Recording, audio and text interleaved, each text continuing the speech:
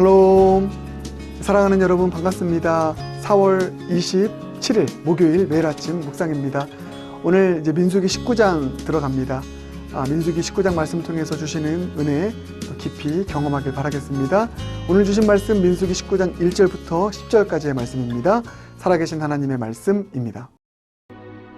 여호와께서 모세와 아론에게 말씀하여 이르시되 여호와께서 명령하시는 법의 율례를 이제 이르노니 이스라엘 자손에게 일러서 온전하여 흠이 없고 아직 멍에 매지 아니한 붉은 암송아지를 내게로 끌어오게 하고 너는 그것을 제사장 엘라살에게 줄 것이요 그는 그것을 진영 밖으로 끌어내어서 자기 목전에서 잡게 할 것이며 제사장 엘라살은 손가락에 그 피를 찍고 그 피를 회막 앞을 향하여 7번 뿌리고 그 암소를 자기 목전에서 불사르게 하되 그 가죽과 고기와 피와 똥을 불사르게 하고 동시에 제사장은 백향목과 우슬초와 홍색 실을 가져다가 암송아지를 사르는 불 가운데에 던질 것이며 제사장은 자기 옷을 빨고 물로 몸을 씻은 후에 진영에 들어갈 것이라.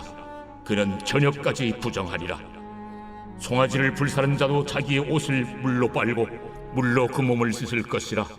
그도 저녁까지 부정하리라.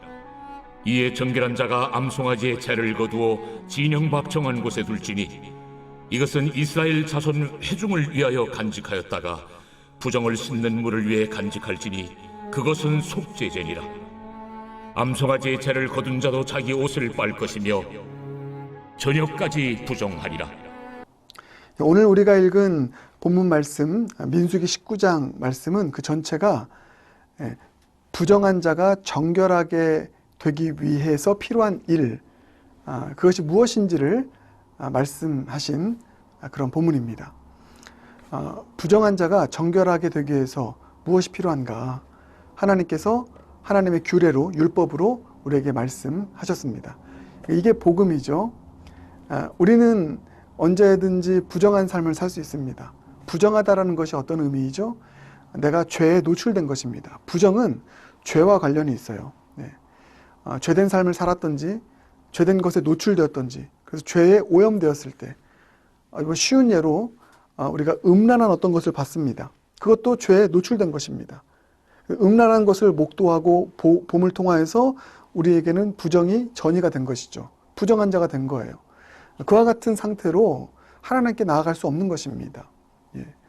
우리가 죄에 오염되어 있을 때 하나님은 거룩하신 분이기 때문에 그 죄에 오염된 부정이 하나님과의 교제를 가로막게 되더라고요.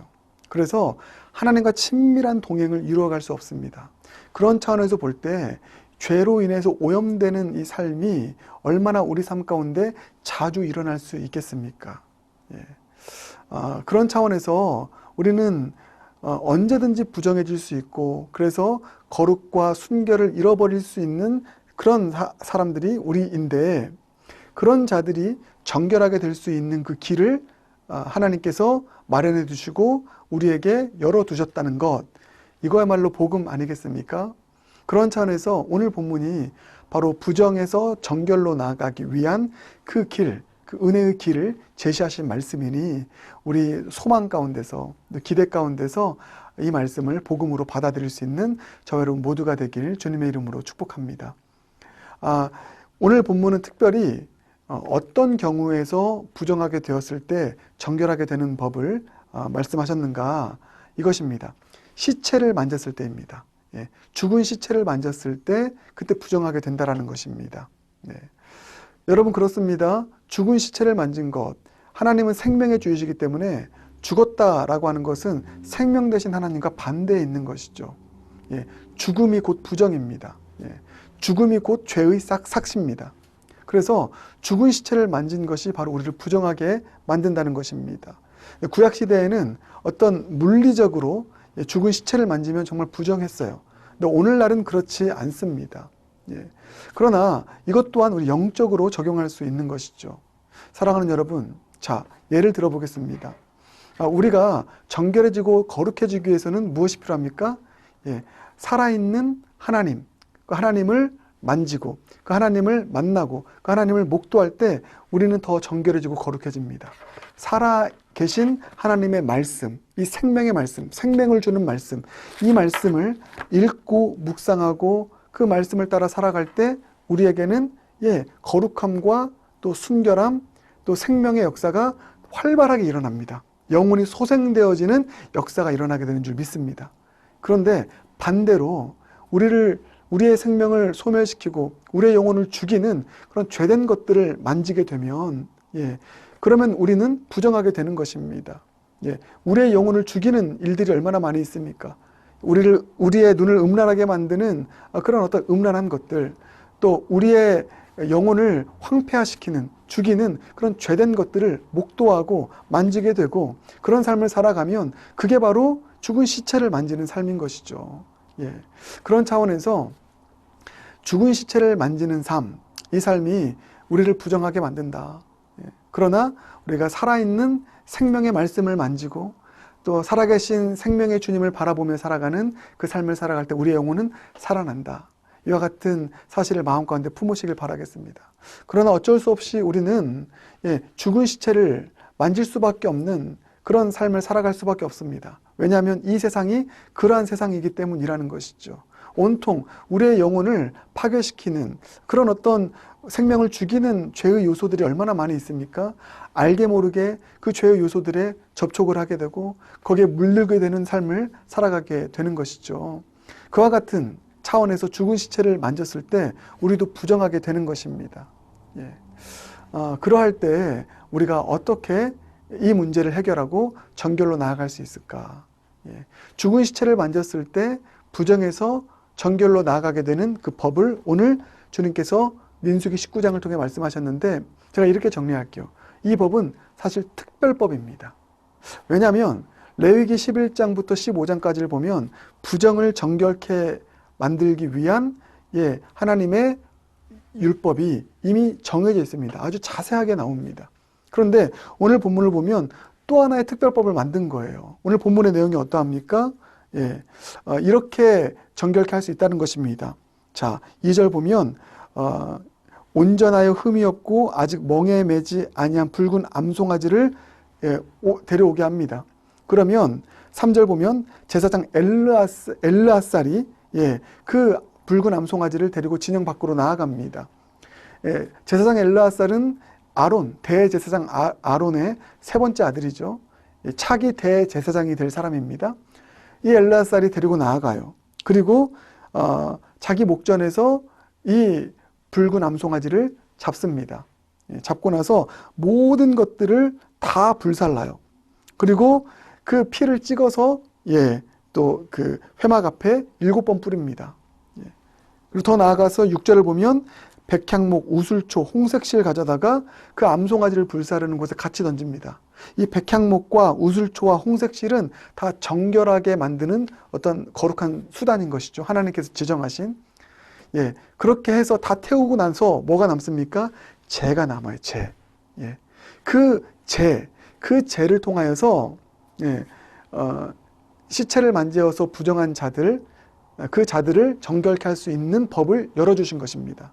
이것은 레위기 11장에서 15장에 나오는 속죄제의 어떤 제의적 방법과는 또 다른 특별법이에요.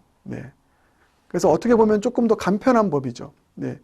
암송아지, 불로 태운 암송아지의 재를 물과 함께 섞어서 그래서 시체를 만져서 부정한 자들에게 뿌려주면은 다 정결케 되도록 그렇게 길을 열어주셨습니다.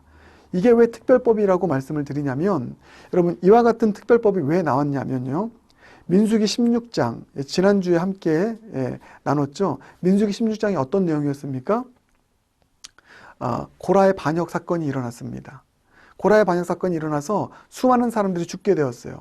그리고 민수기 16장뿐만 아니라 더 앞으로 나아가서 민수기 13장, 14장은 또 어떤 내용입니까?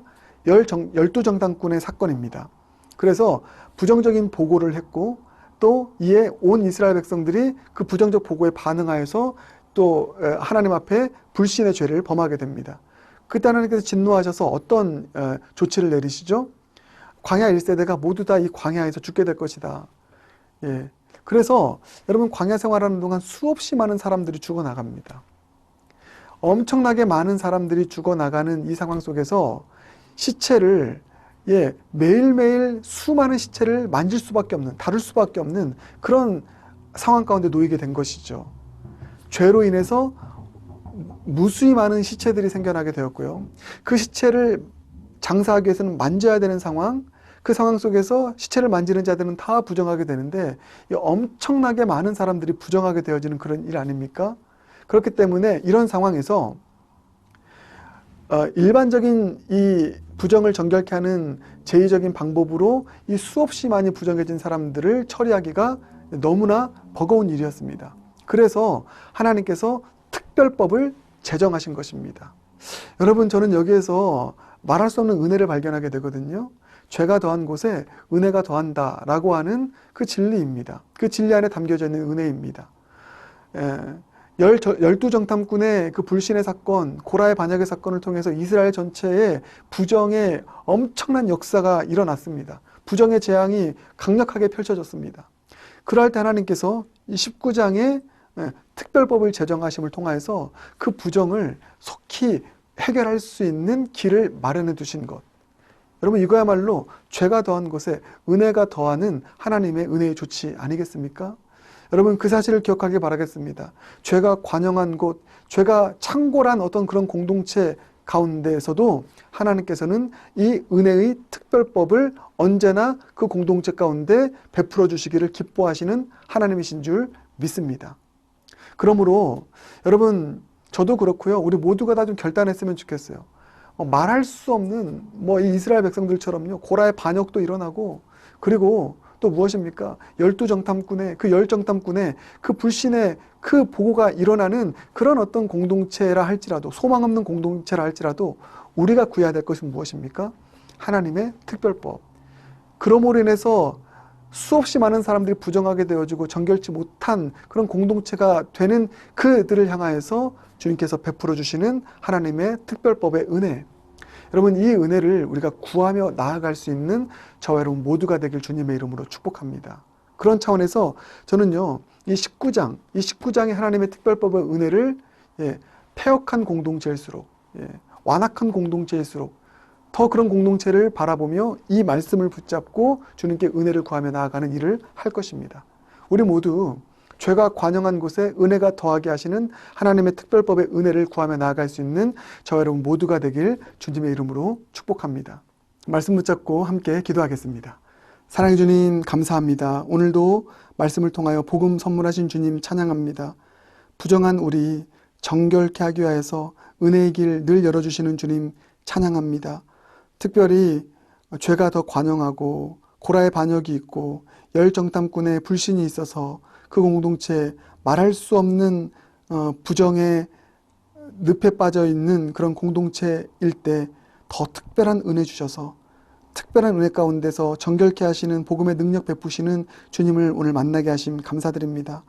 아무리 부정하고 아무리 공동체가 죄악 가운데 넘어졌다 할지라도 언제나 특별한 은혜 주셔서 다시 정결케 하시는 주님의 복음의 능력 믿고 바라보며 담대하게 은혜의 보좌 앞에 회개와 믿음으로 나아갈 수 있는 모두가 되게 하여 주시옵소서. 그래서 부정한 자의 삶, 또 부정한 공동체, 주님 은혜로 특별한 은혜 구함으로 정결케 되어지는 복음의 능력 다 경험할 수 있도록 주님 역사하여 주시옵소서. 예수님 존귀하신 이름으로 기도드립니다. 아멘.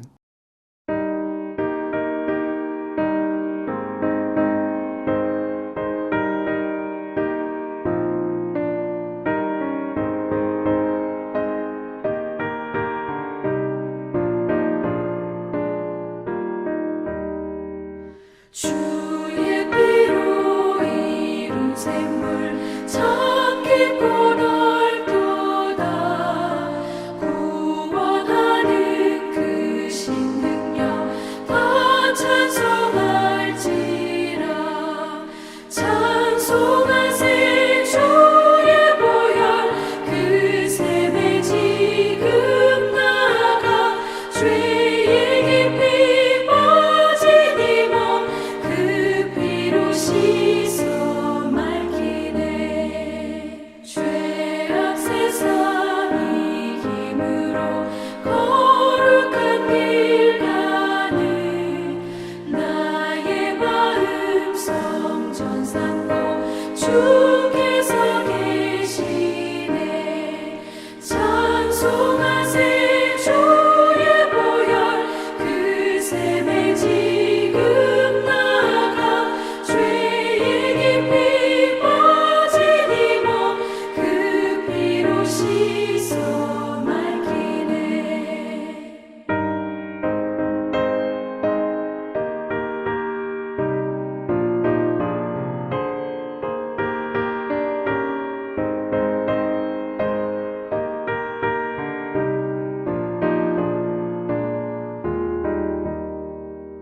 주 예수를